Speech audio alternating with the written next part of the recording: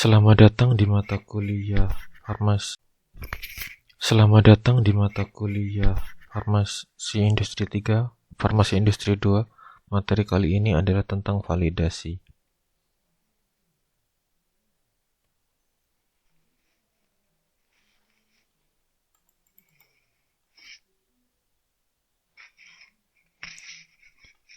Yang kita pelajari adalah tentang pengertian valid proses. Kita bawakan di materi selanjutnya.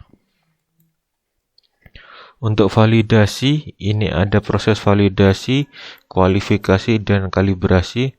Validasi adalah tindakan pembuktian bahwa proses yang dikehendaki akan mencapai hasil yang diharapkan sesuai dengan persyaratan. Jadi, kuncinya validasi itu ada persyaratannya.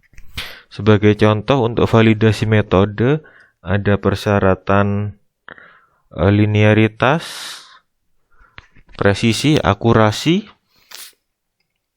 Untuk validasi proses, ada peta kendali mutu atau CP/CPK. Selanjutnya ada kualifikasi. Kualifikasi adalah tindakan pembuktian dengan membuat dokumentasi premis, sistem peralatan yang telah terpasang secara benar. Jadi untuk kualifikasi ini untuk membuktikan bahwa peralatan yang kita pasang sudah dipasang dengan benar. Yang dikualifikasikan itu ada 3, manusia, material, metode, atau dikenal dengan istilah triple M. Untuk kalibrasi adalah serangkaian tindakan pada kondisi tertentu untuk menentukan tingkat kesamaan nilai yang diperoleh dengan sistem ukur yang standar. Jadi untuk kalibrasi ini ada standarnya. Sebagai contoh, jika kita mengkalibrasi timbangan, misal timbangan tersebut 1 kg, apakah benar yang kita timbang nanti benar-benar 1 kg, itu alatnya harus dikalibrasi. Untuk kualifikasi sendiri ada 4 tahapan. Yang pertama adalah URS, User Requirement System. Lalu yang kedua ada Design Qualification. Setelah Design Qualification itu Design Installation, Installasi Qualification, instalasi. Lalu setelah itu ada qualification operasional, dan yang terakhir adalah qualification performance.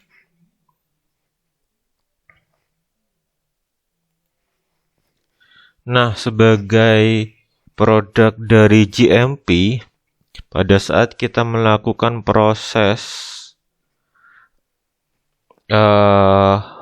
produksi, maka dari tindakan dari laboratorium scale, lalu kita validasi tingkatan laboratoriumnya. Lalu setelah itu, kalau misalkan di scale up, itu hasilnya sama atau tidak perlu divalidasi. Hal ini untuk melihat apakah proses tersebut itu semua menghasilkan hasil yang ajak. Dan di sini selalu diberikan pada critical process control. Nah, ini untuk yang dikalibrasi. Yang dikalibrasi itu biasanya adalah orang. Kita menggunakan kalibrator primer, sekunder, tersier, dan sebagainya. Untuk kualifikasi ada URS. URS adalah User Requirement System. Jadi sebelum kita mengajukan peralatan di industri, kita harus mengajukan spesifikasi yang kita inginkan. Misal apabila kita ingin membeli mesin cetak tablet.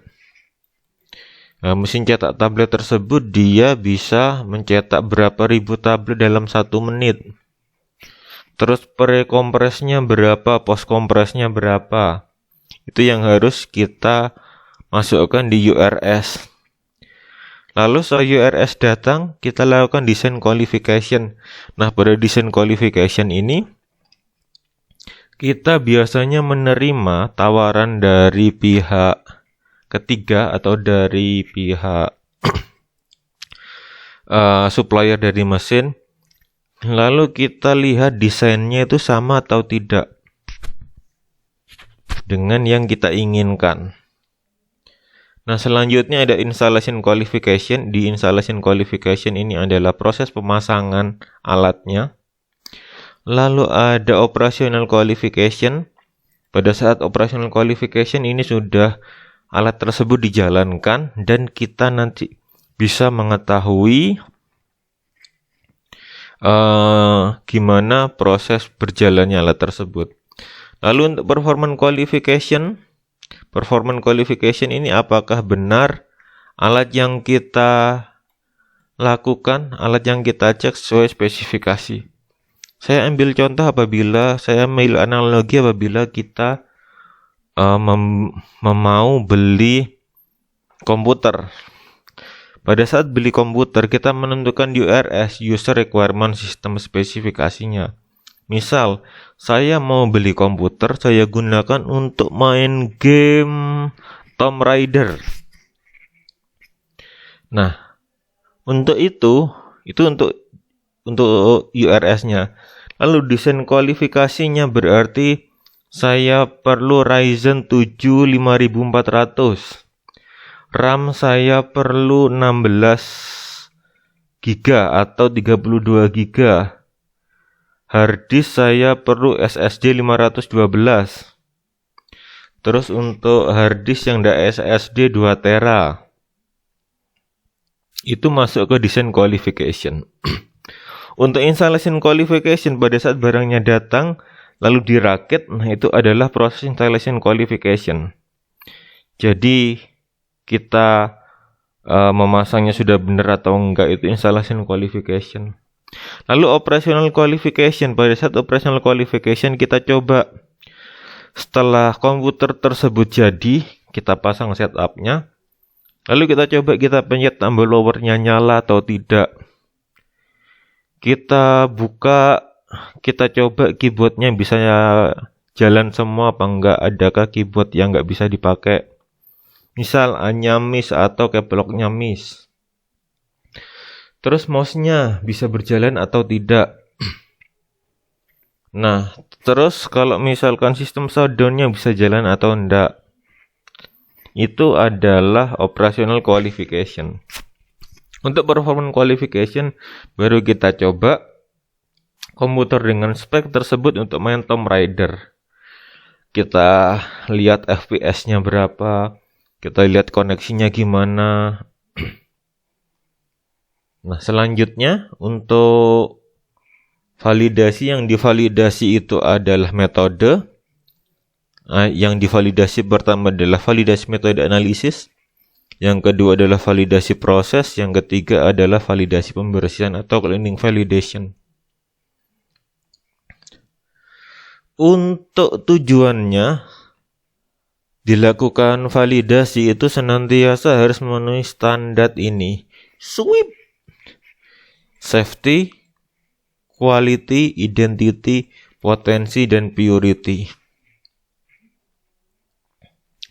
Selanjutnya masuk di rencana induk validasi. Rencana induk validasi itu atau dikenal dengan istilah RIP. Isinya adalah kebijakan validasi, struktur organisasi, dan kegiatan validasi. Biasanya kalau di industri ini di bawah QA atau engineer.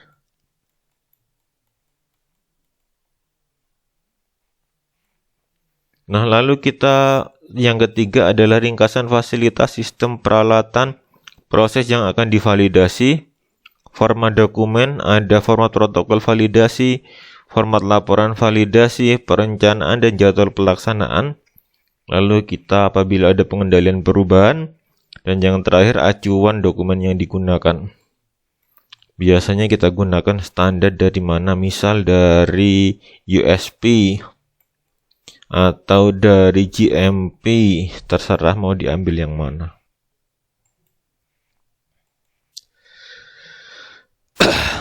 Ini contoh RIV. Yang pertama adalah halaman depan, lembar persetujuan, daftar isi, tujuan, filosofi, cakupan, struktur organisasi, tanggung jawab, uraian mengenai pabrik, terus proses yang akan divalidasi, ada kriteria penerimaannya, ada format dokumen, ada protapnya, ada rencana jadwalnya, ada pengendalian perubahannya, ada glosarium dan lampiran-lampiran yang diperlukan. Untuk cleaning validasi kita bahas di materi selanjutnya. Di sini saya jelaskan secara singkat. Cleaning validasi adalah tindakan pembuktian bahwa proses pembersihan yang kita lakukan dapat secara konsisten membersihkan alat dan mencapai kriteria yang sudah ditetapkan. Untuk cleaning validasi sendiri bertujuannya untuk mengurangi residu bahan aktif obat dari bahan yang diproduksi sebelumnya, mengurangi residu deterjen, dan yang terakhir kita ingat kalau kita melakukan pembersihan selalu menggunakan air, dan dalam air tersebut kemungkinan menyebabkan perkembangbiakan mikroorganisme. Oleh sebab itu, untuk di cleaning validasi kita harus menunjukkan bahwa yang kita lakukan sudah tidak menyebabkan perkembangbiakan mikroorganisme. Kalaupun menyebabkan perkembangbiakan mikroorganisme selama berapa lama. Misal Anda cuci piring, terus setelah itu setelah disterilisasi dimasukkan autoclave, piring tersebut dibiarkan di tempat terbuka selama 1 tahun. Nah itu pasti banyak mikroorganismenya. Untuk cleaning validasi ada substansi kriteria dari chemical dan mikrobiologi. Untuk dari chemical ada kriteria dosis. Ada ini kita akan bahas di pertemuan selanjutnya.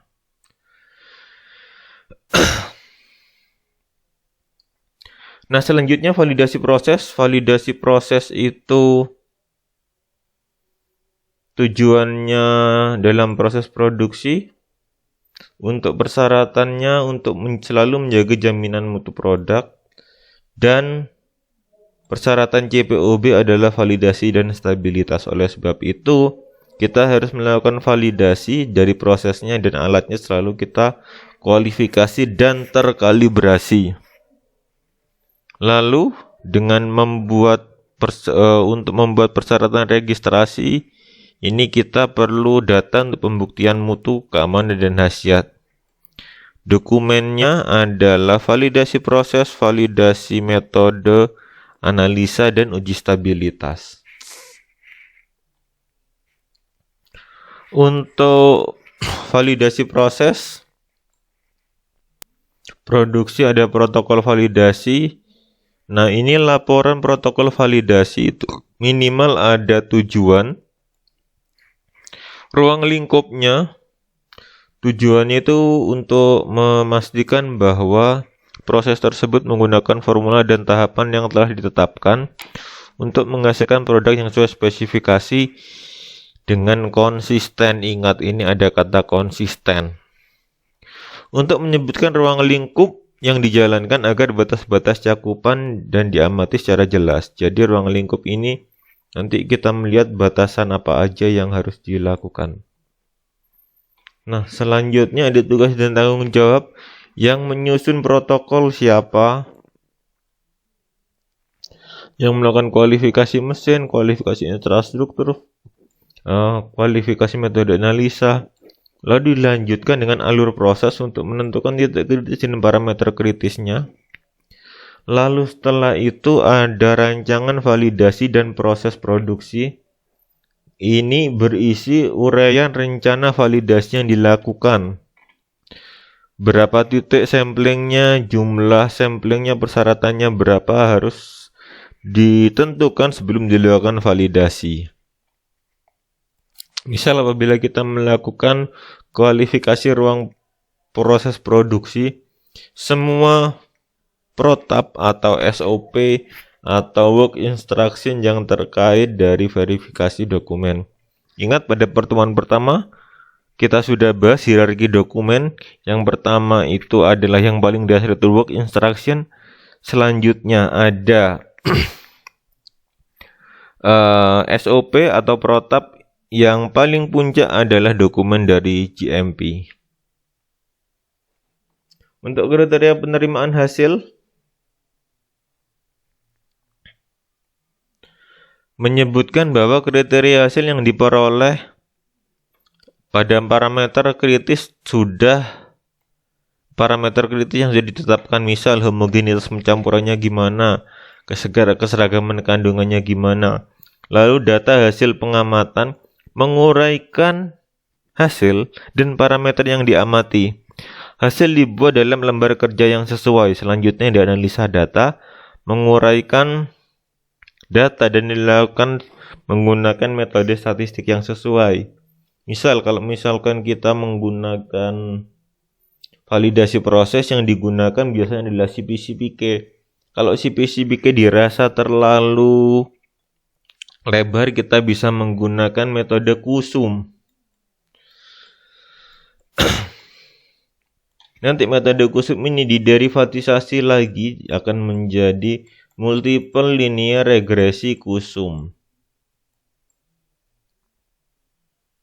Nah, apabila kita bisa menggunakan multiple linear regresi kusum, kita bisa tahu parameter-parameter mana saja yang paling berperan atau yang paling mayor terhadap mutu produk tersebut. Lalu selanjutnya ada kesimpulan.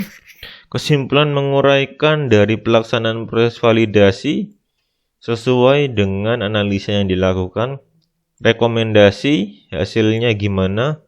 Lalu pengesahan. Pengesahan itu merupakan persetujuan dari laporan proses yang sudah dilakukan. Nah, tahapan validasi yang pertama ini apabila ada sejarah perkembangan produk, ada teknologi, ada pengembangan proses. Lalu berdasarkan proyek selalu ada fasilitas, perlengkapan dan peralatannya. Lalu kita lakukan VMP, Value Map Stream, Value Map. Nah, terus setelah itu kita lakukan proses yang berhubungan, gimana prosesnya, penyimpanannya, pengamanannya, pengerjaannya, transportasinya, samplingnya. Yang dilakukan pemeriksaan adalah produk, bahan baku, dan validasi pembersihan. Lalu setelah itu ada sejarah perkembangan produknya gimana, apakah ada deviasi atau gimana. Lalu cleaning validasinya. Lalu setelah semua selesai, penanganan laporan, kesimpulannya validasi, dan ingat, selalu ada life cycle. Life cycle-nya pada stabilitas, pengawasan pada perubahan, rekualifikasi, revalidasi, dan decommissioning. Untuk kualifikasi ada kualifikasi desain, kualifikasi instalasi, kualifikasi operasional, kualifikasi kinerja. Kalau saya biasa menggunakan istilah asing yaitu design qualification, installation qualification, operational qualification, dan performance qualification. Untuk design qualification itu suatu tindakan yang untuk melengkapi, dokumentasikan kajian rancangan, didesain, untuk direview, untuk menyajikan bahwa seluruh proses yang dikaji pada tahap perancangan itu sudah sesuai. Nah, ini tadi spesifikasi komputernya. Yang misal pakai Ryzen 7 DST. Untuk installation qualification, ini pada saat pemasangan. Untuk operational qualification, ini dicek apakah tombol-tombol yang di sana berfungsi secara benar. Lalu setelah itu sudah sesuai dengan spesifikasi yang diterapkan. Lalu kualifikasi kinerja atau performance qualification. itu suatu tindakan yang memastikan bahwa peralatan sistem penunjang memberikan kinerja atau berfungsi dengan sesuai spesifikasi yang telah ditetapkan. Jadi tadi kalau misalkan kita mau main Tomb Raider, komputer yang Anda inginkan atau laptop yang Anda inginkan itu sesuai dengan yang Anda inginkan. Ini untuk desain kualifikasi. Isinya adalah rancangan alat, spesifikasi konstruksi, uraian dari hasil alat atau sistem yang dicapai, dan ada kualifikasi prospektif. Untuk rancangan kualifikasi DQ, berdasarkan kebutuhan pemakai, yang harus dipahami adalah persyaratan produknya gimana, ketentuan pemerintahnya, ketentuan CPOB, dan pemahaman pelaksananya. Untuk protokol kualifikasi desain atau DQ, ditentukan persyaratan yang diinginkan sesuai dengan pengendalian kritis. Lalu tentukan spesifikasi dan fungsi sebagai persiapan kualifikasi operasional.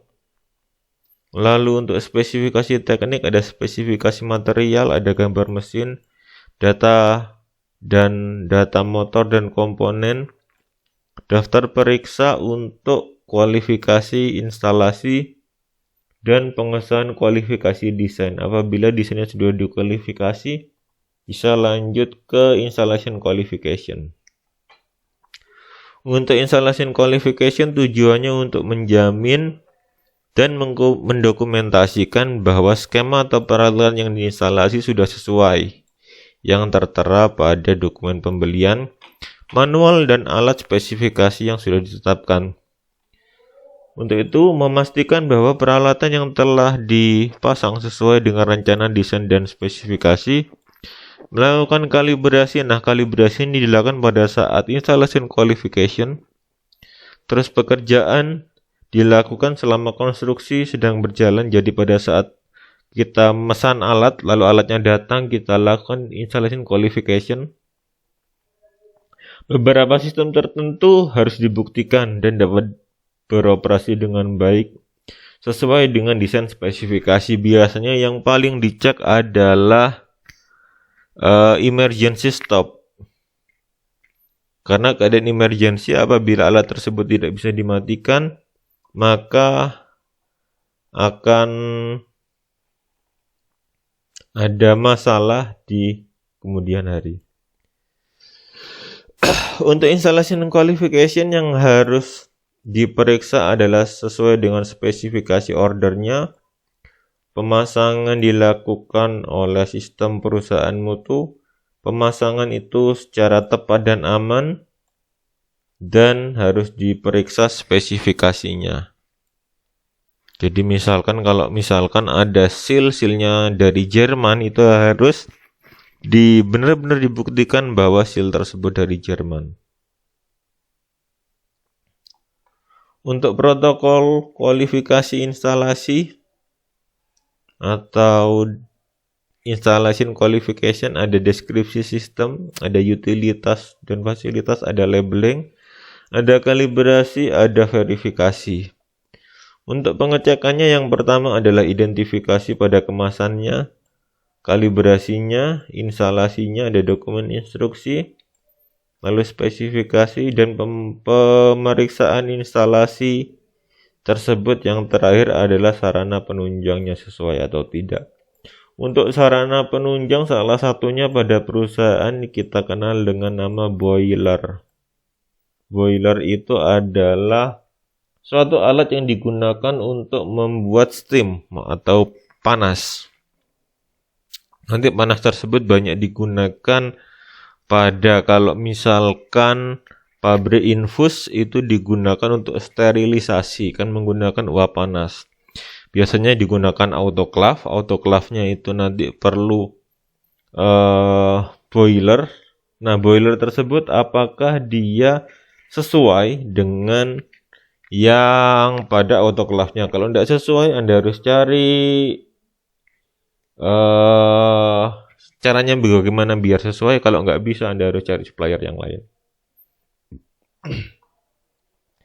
Untuk qualification operasional atau OQ, operational qualification, untuk menjamin bahwa peralatan sesuai dengan desain spesifikasinya, kualifikasi operasional terlaksana sesuai dengan kualifikasi instalasi, kualifikasi operasional sesuai dengan bagian yang dibutuhkan dan diulang selama 3 kali secara berurutan. Untuk aspek apa aja yang harus ada pada operational qualification? Kinerja apakah sesuai dengan spesifikasi, kebutuhan operasionalnya dan limitasi operasionalnya gimana, protap operasional dan pelatihan operatornya harus dilakukan. Lalu ada atribut dinamis ini fungsional gimana, cara operasionalnya gimana. Dan yang terakhir adalah kalibrasinya setiap berapa lama, cara pembersihannya gimana, kalau ada rusak maintenance-nya gimana. Itu harus benar-benar clear dilakukan pada saat qualification operasional atau operational qualification. Untuk protokolnya, yang pertama harus diidentifikasi semua fungsi kritis dari peralatan tersebut. Lalu untuk pengujian dan diperlukan dan berdasarkan dasar pemikiran, terus data pendukungnya dan verifikasi persetujuannya. Yang dicek adalah limit yang dapat disetujui, lalu parameter limit sesuai dengan SOP, kondisi operasionalnya, dan yang terakhir adalah menentukan limit speknya. Nah, pada saat operasional ini, hasilnya nanti diharapkan semua alat yang ada itu digunakan dengan kapasitas 20 sampai 80% dari kapasitas maksimal. Itu kenapa? Karena apabila lebih dari 80%, maka umur dari alat tersebut bisa lebih pendek. Selanjutnya ada performance qualification, untuk memastikan bahwa sistem yang digunakan sesuai yang diharapkan dan yang ditentukan. Untuk pelaksanaannya dilakukan dengan menggunakan placebo. Ini menggunakan, kalau misalkan kita mesin cetak tablet hanya menggunakan bahan tabletnya aja tanpa bahan aktif. Khususnya untuk produk yang tidak dapat dikorbankan, nah ini harus dilakukan berulang-ulang. Kondisi ini harus dilakukan seperti validasi. Jadi kalau misalkan kalian melakukan validasi proses, ini biasanya perusahaan akan menjalankan secara bersamaan kualifikasi kinerja dengan validasi proses. Diulang 3 kali secara berurutan. Yang harus ada pada kualifikasi kinerja, yang pertama fasilitasnya, lalu lingkungannya, sarana penunjang, peralatan mesinnya.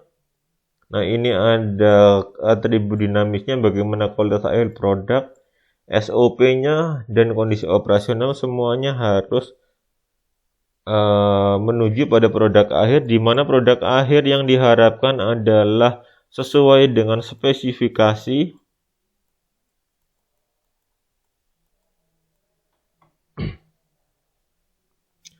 Untuk protokol kualifikasi kinerja, ada perincian atau referensi yang digunakan, kriteria pelaksanaan, hasil dan dokumentasi, indikasi lulus atau gagalnya ujian selama pengujian. Lalu ada perincian semua penyimpangan, ada peninjauan dari hasil, pernyataan kesesuaian peralatan, tanggal pelaksanaan, pengujian, analisis. Yang harus dicek adalah kesinambungan operasi dan fungsinya, kemampuan untuk diulang kembali hasilnya apakah sama, lalu pemastian kondisi yang sama, terhadap semua produk sesuai dengan spesifikasi obat yang diinginkan. Untuk proses validasi, pendekatan validasi ada validasi prospektif, concurrent, dan yang terakhir ada retrospektif dan ada validasi ulang. Untuk validasi prospektif itu adalah produk yang baru belum dipasarkan. Protokol ini dirancang dengan sebelumnya, biasanya menggunakan 3 batch beruntun dan bisa digunakan untuk dijual karena biasanya produk tersebut sudah ada dari produk sebelumnya. Misal saya membuat Antalgin dari perusahaan saya dan dari perusahaan lain sudah ada Antalginnya juga. Nah, untuk yang sama-sama tersebut kita bisa menggunakan validasi prospektif. Dan validasi prospektif ini yang harus digarisbawahi adalah bukan termasuk skala lab. Untuk validasi concurrent ini untuk produk yang sudah berjalan dengan tingkat produksi yang rendah berdasarkan data yang diperoleh selama proses 3 batch merupakan produk rutin dan apabila terjadi perubahan parameter kritis, itu perlu dilakukan validasi concurrent. Untuk validasi retro itu produk yang sudah lama dipasarkan tetapi belum divalidasi, tetapi kita perlu untuk mendaftarkan lagi dan untuk registrasi ulang. Oleh sebab itu, berdasarkan batch record ada 10-20 batch. Lalu ada penelusuran sejarahnya dari produk. Lalu apabila yang perlu dilakukan validasi ulang bila terjadi perubahan pada kemasan primer. Misal kemasan primernya awalnya dari botol lalu dipindah ke dalam bentuk saset. Nah, itu perlu dilakukan validasi ulang. Formulasi prosesnya diganti. Misal saya buat obat batuk yang mengandung dextro. Dextro sudah dilarang.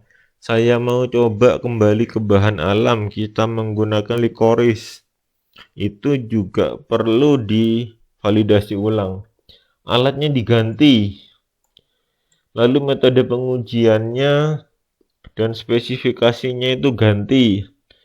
Lalu prosesnya meningkat. Misal saya untuk awalnya pabrik saya menghasilkan 5.000 liter obat batuk hitam. Lalu karena sekarang musim corona, jadi obat batuk hitamnya meningkat menjadi 10.000 atau menjadi 100.000. Nah, apabila terjadi peningkatan kapabilitas dari proses tersebut, harus dilakukan validasi ulang. Untuk penentuan parameter kritis dilakukan pada setiap tahapan proses produksi, merupakan parameter langsung maupun tidak langsung yang mempengaruhi mutu produk. Pengambilan sampel harus diberi penandaan yang jelas dan diberi wadah khusus agar tidak tercampur. Segera apabila sampel terkumpul dilakukan pengujian, dilakukan secara 3 batch berturut-turut. Parameter yang diuji adalah homogenitas, kadar zat aktif. Untuk metode pengujian, uji parameter kritis harus sudah dilakukan dan metodenya kita harus sudah validasi dengan validasi metode analisis. Hasil pengujian ditabulasi dan dianalisa secara statistik. Jadi ada rencana induk validasi, ada laporan validasi, ini dokumen validasi isinya, ada protokol validasi, ada protap validasi, dan yang terakhir ada works instruction. Works instruction itu yang ada pada alatnya. Fokus kegiatan untuk melaksanakan validasi adalah pembuatan desain penentuan parameter kritis, Lalu metode sampling, penentuan kriteria penerimaan, analisis, dan hasilnya. Oke, itu adalah salah satu display dari ruangan salah satu perusahaan yang ada di Jawa Timur. Ruangan kelas C. Oke, terima kasih. Jangan lupa cuci tangan.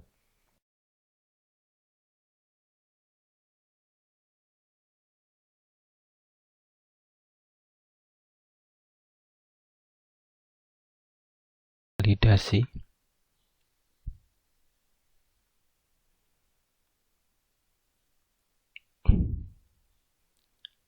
Pengertiannya, cleaning validasi adalah suatu tindakan pembuktian dengan jaminan proses yang tinggi untuk menunjukkan bahwa proses pembersihan alat itu sudah mencapai kriteria yang sudah ditetapkan. Untuk proses dari validasi atau siklus dari validasi, yang pertama ada asesmen validasi.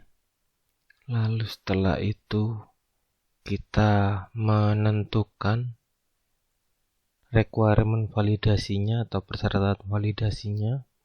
Lalu setelah itu kita memverifikasi validasinya, lalu kita mempersiapkan protokol dan menyetujui protokol validasinya, lalu kita melakukan eksekusi dari protokol tersebut atau melakukan protokol tersebut, lalu kita melakukan report atau report summary. Itu adalah rangkuman. Lalu kita selalu mempersiapkan apabila ada guideline baru, kita melakukan manajemen perubahan dari manajemen, lalu kita masuk ke asesmen validasi lagi. Begitu seterusnya yang disebut dengan validation life cycle. Validation life cycle ini tidak hanya berlaku untuk cleaning validasi, tapi juga berlaku untuk validation method atau validasi metode dan validation proses. Tujuan dari cleaning validasi adalah memberikan jaminan bahwa prosedur untuk pembersihan pada peralatan produksi sudah efektif. Kenapa? Karena untuk mengurangi residu bahan aktif obat yang sudah diproduksi sebelumnya. Jadi kemungkinan kalau misalkan ada produk selanjutnya itu tidak berpengaruh pada produk setelahnya. Lalu mengurangi residu dari deterjen yang digunakan dan menunjukkan bahwa prosedur pembersihan tidak menyebabkan perkembangbiakan mikroorganisme. Sebagaimana yang kita tahu, untuk pembersihan kebanyakan menggunakan air, dan air merupakan tempat berkembang biak mikroorganisme. Lalu selanjutnya pada proses cleaning validasi itu harus menggunakan metode analisis yang memiliki sensitivitas yang tinggi yang dapat mendeteksi adanya residu yang digunakan. Umumnya cleaning validasi menggunakan metode contact surface equipment yang sudah divalidasi. Lalu untuk metode cleaning validasi atau dengan menggunakan produk yang serupa untuk mengetahui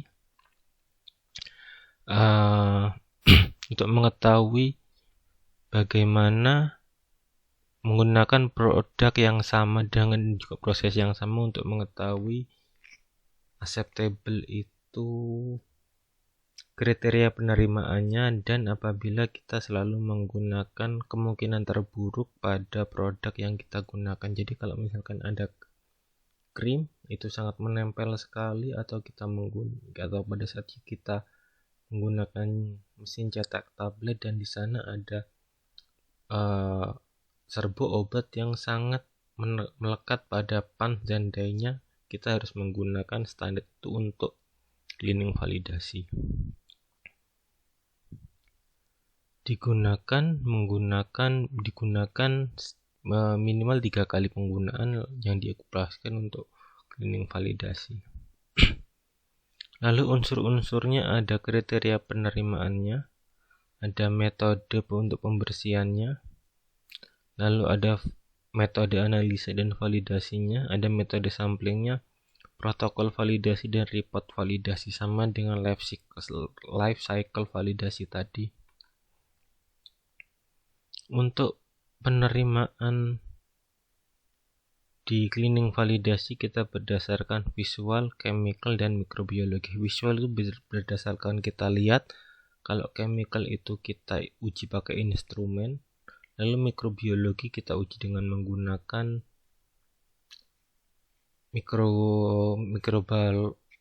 kita bisa menggunakan plate yang kalian sudah praktikum di praktikum mikrobiologi. Untuk visual itu kriterianya harus bersih, ini tadi. Yang harus diperhatikan parameter kritikalnya adalah jaraknya, sudut untuk melihatnya, dan cahaya yang digunakan. Personil yang digunakan harus terkualifikasi. Yang terakhir harus menggunakan orang kedua atau second check. Lalu penetapan acceptance kriteria, ada kriteria dosis, maksimum cemaran dari produk sebelumnya yang di carry over ke maksimum dosis harian untuk produk selanjutnya.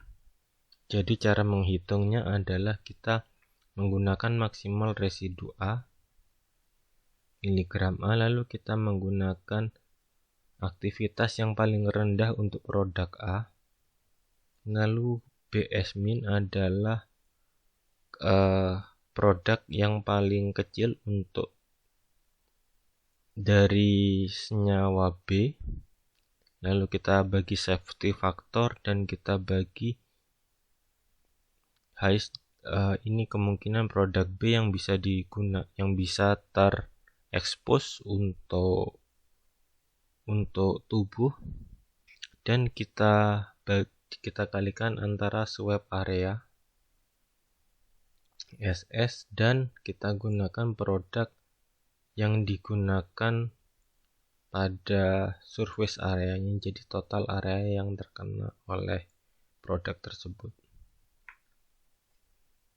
Untuk acceptance kriteria adalah kriteria 10 ppm. Jadi kriteria ini adalah kriteria yang paling mudah.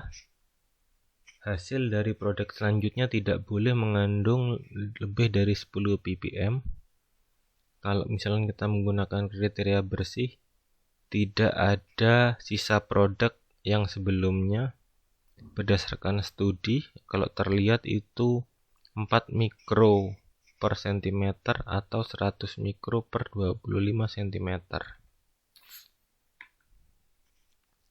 Yang kedua, ini cara menghitung kriteria 10 ppm. Maksimum residu 10 mg, lalu kita bagi 10 mg per kilogram, di mana miligram per kilogram adalah ppm.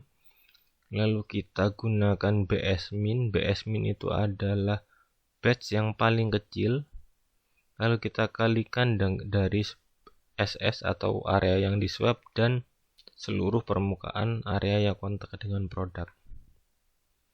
Lalu yang ketiga, kita menggunakan untuk bersih secara visual, di mana ini bisa dideteksi apabila residunya 4 mikrogram kali 25 per 1000.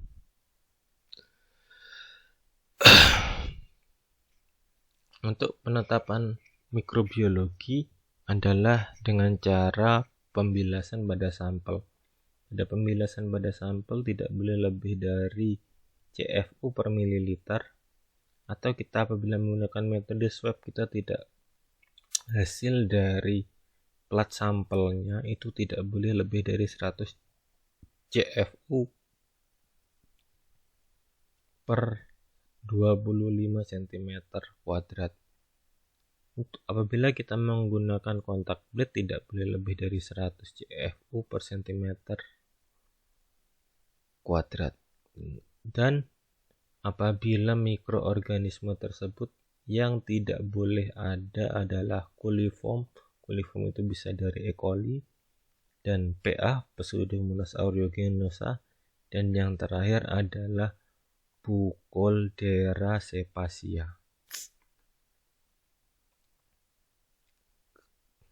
Prosedur pembersihan dapat menghindarkan terjadinya cross contamination antara produk sebelumnya.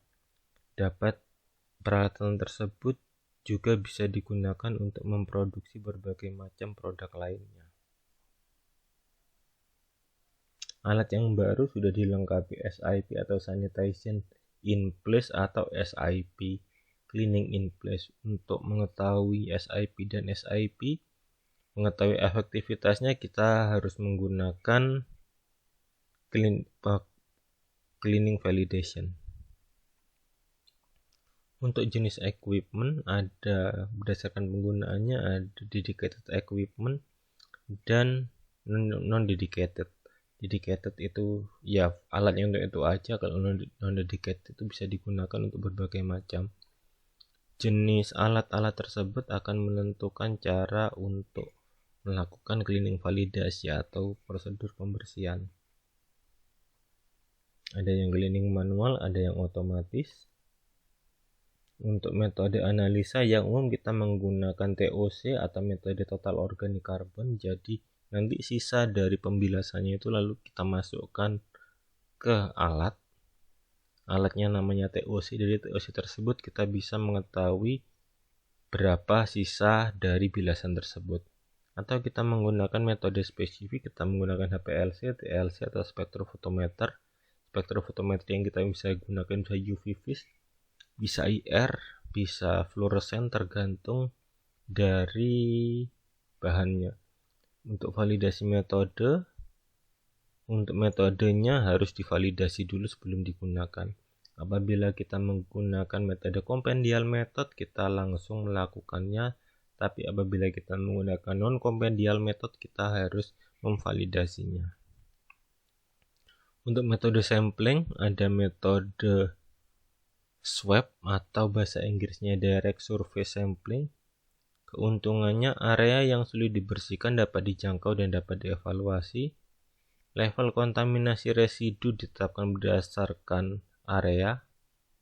Residu yang tidak larut dalam sampling dengan cara swab tersebut bisa dilakukan, tapi kekurangannya bagian yang sulit terjangkau tidak dapat dibongkar.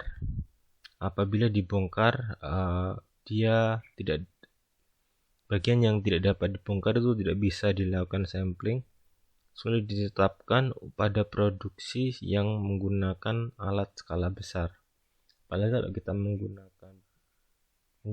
bila kita bekerja di pabrik infus, biasanya itu closed system, metode sampling metode direct sampling itu hampir tidak bisa digunakan. Lalu yang kedua, kita menggunakan metode rinse atau bilasan. Keuntungannya, areanya lebih luas, bagian yang sulit terjangkau itu tidak dapat dibongkar dengan metode swab, kita bisa lakukan. Dan keuntungannya, residu yang tidak larut dalam air itu tidak bisa kita gunakan untuk sampling. Caranya ya kita bilas air, lalu hasil dari bilasannya tersebut kita uji kadarnya. Nah, selanjutnya adalah metode validasi. Metode ini berdasarkan pada sampling testing dari placebo batch yang sudah dilakukan pembersihan atau pengeringan. Metode ini jarang digunakan atau direkomendasikan oleh FDA karena tidak ada jaminan cemaran terdistribusi merata ke seluruh sistem. Cemaran dengan partikel besar tidak mungkin dapat didispersi secara merata. jika dipakai harus bersama dengan metode rinse atau swab method. Jadi metode ini kurang digunakan. Jadi kita menggunakan placebo, lalu kita masukkan ke alat, lalu kita cek apakah dari placebo tersebut kita bisa mendapatkan mendapatkan sisa dari bahan aktif sebelumnya. Untuk metode sampling harus diperhatikan. Sampel yang harus diperhatikan adalah selektivitas, spesifisitas, dan sensitivitas. Terus dari metode analisanya, metodenya itu seharusnya selektif. Bila metodenya selektif itu sudah pasti selektif. Lalu area sampel yang akan digunakan, dan kita harus menggunakan belangko sebagai kontrol negatif. Untuk cara pembersihannya ada metode menggunakan protokol, ada Dirty Equipment Holding Time. Jadi kita biarkan alat yang kotor itu kita bisa tahan berapa lama alat tersebut, sehingga nanti kita bisa tahu antara lamanya. Misal saya punya mesin cetak tablet, lalu setelah saya gunakan, saya tidak langsung bersihkan karena sekarang lockdown PSBB, jadi langsung dibersihkan seminggu setelahnya. Nah, itu kan kemungkinan dari zat-zatnya tersebut bisa menempel lebih lama. Kalau langsung dibersihkan sih oke, ini yang kita perlu uji. Lalu ada cleaning equipment holding time. Setelah kita bersihkan, dia tahan berapa lama. Nah, untuk protokol validasi mengandung informasi. Untuk protokol cleaning validasi harus mendukung. Isinya ada tujuan dari studi, ruang lingkup dari protokol validasi, parameter yang diuji, sampling yang digunakan, personil yang bertanggung jawab, metode yang digunakan, kriteria penerimaannya, dan apabila ada perubahan dan persetujuan protokol sebelum dilakukan uji. Untuk cleaning validasi kita bisa assessment secara periodik.